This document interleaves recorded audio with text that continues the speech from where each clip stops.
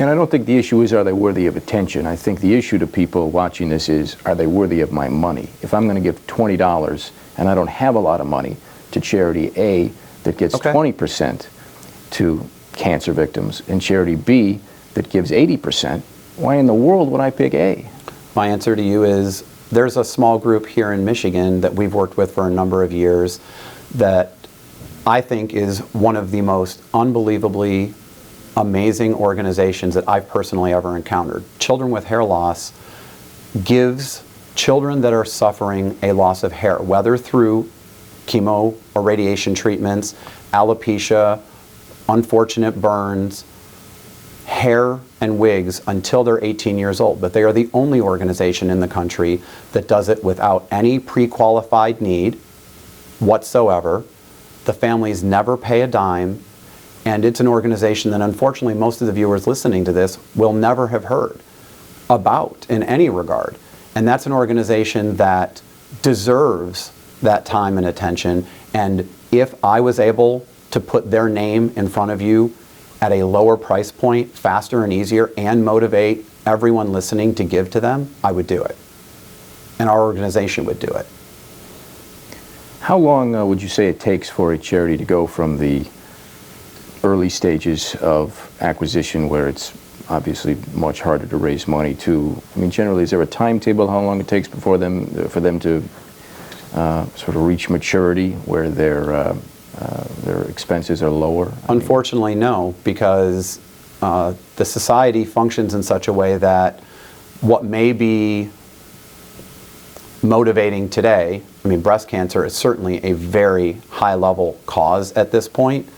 That may shift, and next month it may be something that is entirely different, or next year.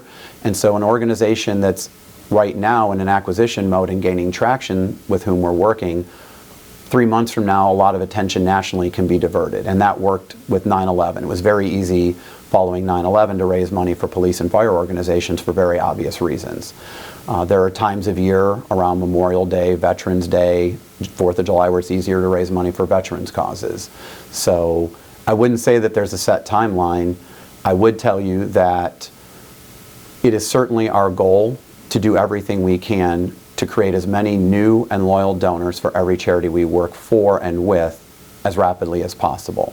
And I would say another misconception relating back to your question about Ken Berger is that every single time we've acquired a donor, forevermore there's some huge expense related to that.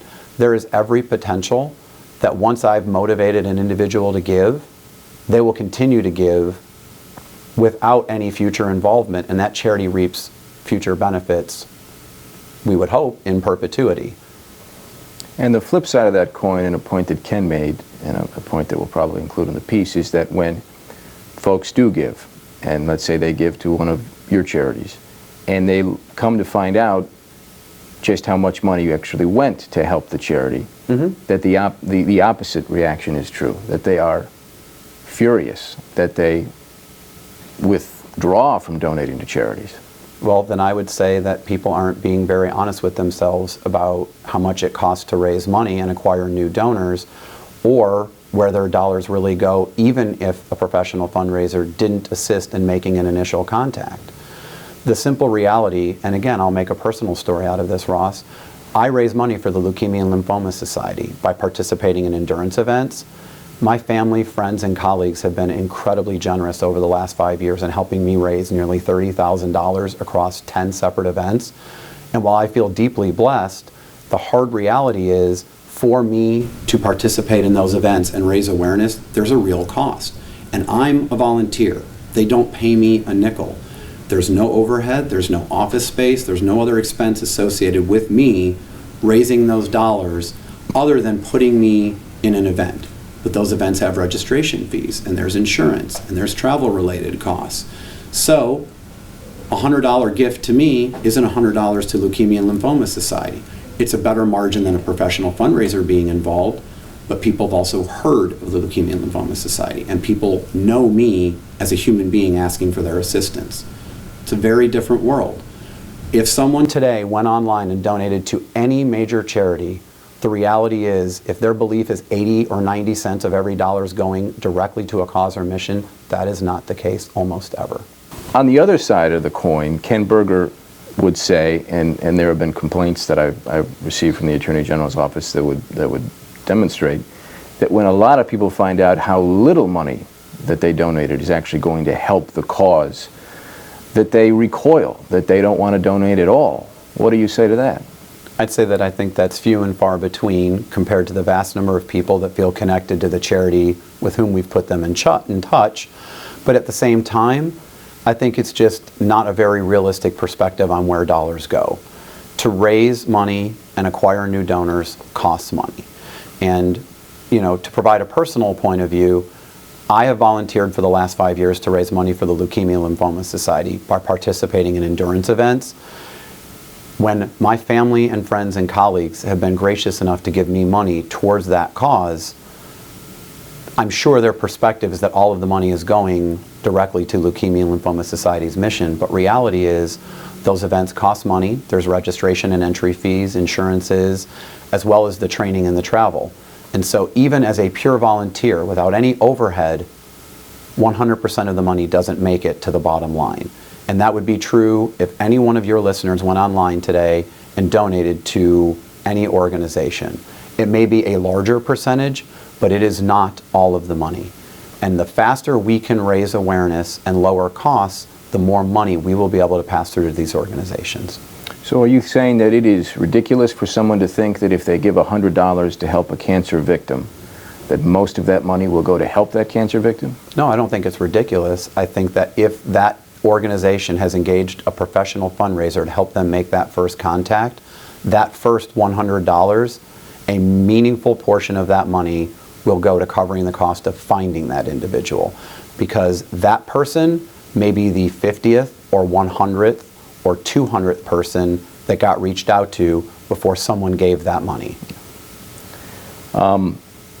One of the charities you guys raise money for is the Foundation for American Veterans, which is based here. Yes. They've been around for almost 20 years. And last year they spent, available, they spent almost $7 million towards their cause. Do you have any idea how much actually went towards program services? I don't, because I am not our organization's compliance officer, so I don't review their financial reports.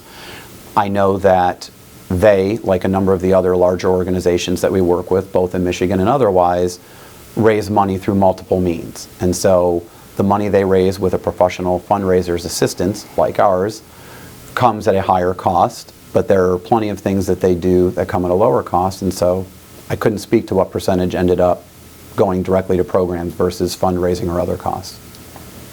Would you, what would be a fair figure, would you say, of I would speculate $6.8 million? I would speculate that 20 to 30% ended up going directly to programs. Would you be surprised to learn it was 15? I would be surprised, but I also can't speak to the number of people that work for the organization or their overhead costs outside of fundraising.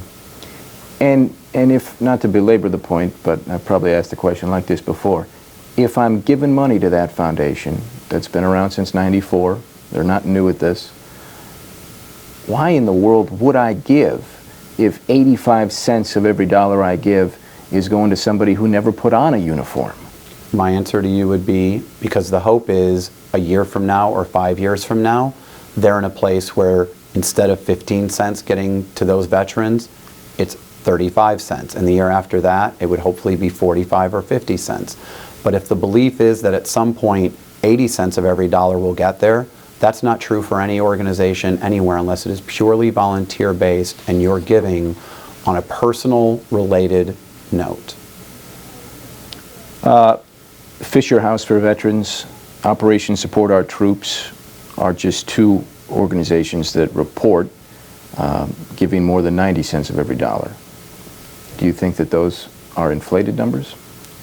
I don't know. I haven't ever looked at their financials. I also don't know how much money they raise or how much they give or exactly what those particular groups support. Mm-hmm. And so they may be supporting something that's entirely different and working with a cast of 3 people. Yeah. We're going off their 990s. The missions are very similar. Fisher House, I know, is very large.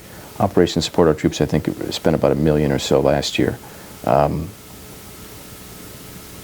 if you trust their 990s, they're much more efficient than the kinds of groups that we're talking about here. I think efficiency is a matter of perspective. And again, I can't speak to what all three organizations directly do in terms of where they give their dollars. And one of them may be sending packages overseas to active troops, and another one may be working to support those who've returned home and are trying to get on their feet. I really can't tell you, from my point of view, which one's more worthy of time, attention, or dollars.